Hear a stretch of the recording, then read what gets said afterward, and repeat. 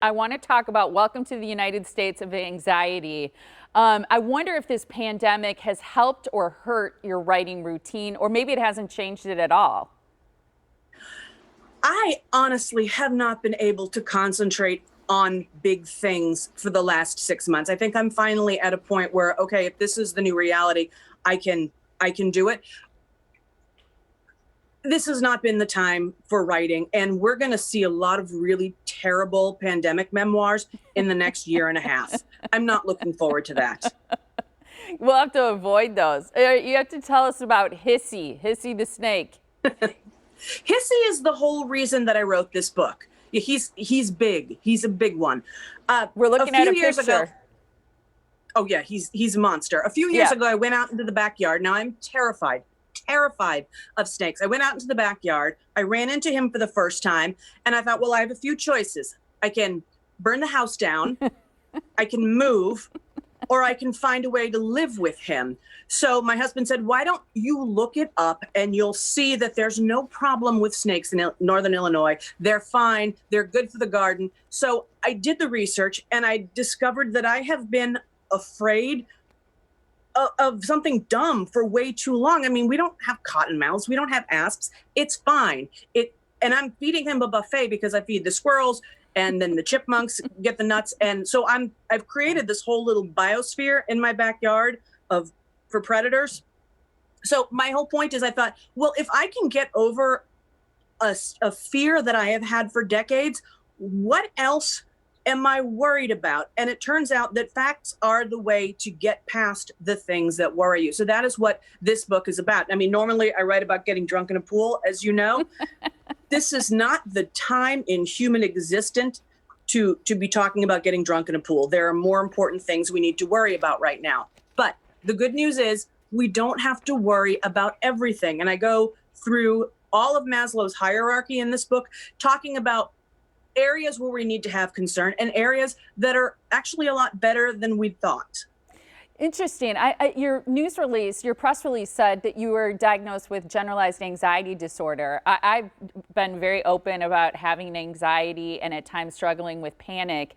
And the word anxiety is in the title of your book. So I think people who've ever struggled with it always wonder, do you have any tools to help manage it that you like to share? Honestly, the best thing that you can do is do your homework. Stay off of Facebook. Don't get any of your advice from Facebook, because if you get your advice from Facebook, you're just going to find yourself more stressed out. Look into what it is that's bothering you. Like, one of the things that never really bothered me before was the environment. It wasn't really something I thought about because I didn't have kids, and I thought, well, that's the extent of what I need to do about my carbon footprint. That's the one thing we do need to worry about. The more in-depth research I did, the more I saw that we are in some trouble with climate change. But I offer practical solutions on how to manage your anxiety and how to be less of a garbage person by being more of a garbage person.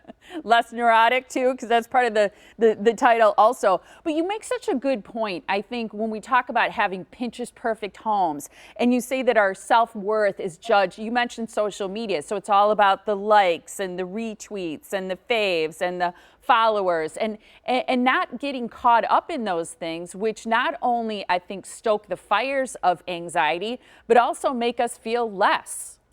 Right. One of the things that I read about at the beginning of the pandemic is that the company Rent the Runway, where you can actually rent runway-worthy clothes, didn't shutter its doors at all during the pandemic because all these influencers were still buying designer clothes or renting designer clothes so they could take these beautifully posed pictures of themselves and put them up, during the height of the pandemic. And I thought, how hard is this for a mom with a house full of kids and a sink full of dishes who doesn't even have time to wash her hair because she has a PowerPoint presentation to put together? How bad does this person who's presenting this false narrative feel about herself? And that makes me angry. Yeah, I think that's such an excellent point, and it's so repeated. It's daily, and if you're someone who's always surfing it, you're always getting this reinforcement that your life doesn't look as picture perfect as someone else's life.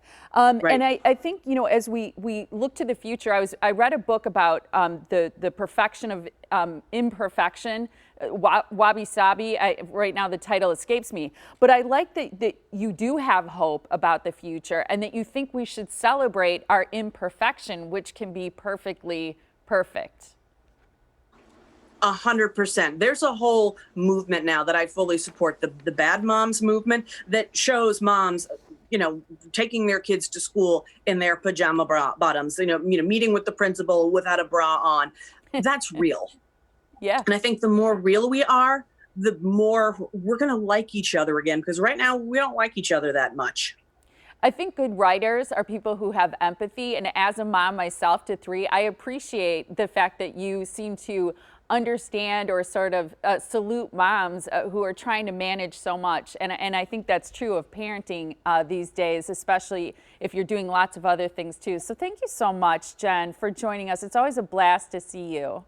Thank you. Absolutely. I'm going to talk about your virtual event now because you have this new book. It's called Welcome to the United States of Anxiety. It is available anywhere that books are sold. You're going to want to pick up a copy. You also can participate in a great virtual event to talk more with Jen. That's tonight. It's happening at 7 o'clock. You can register for that event and listen by going to andersonsbookshop.com. Again, tonight at 7.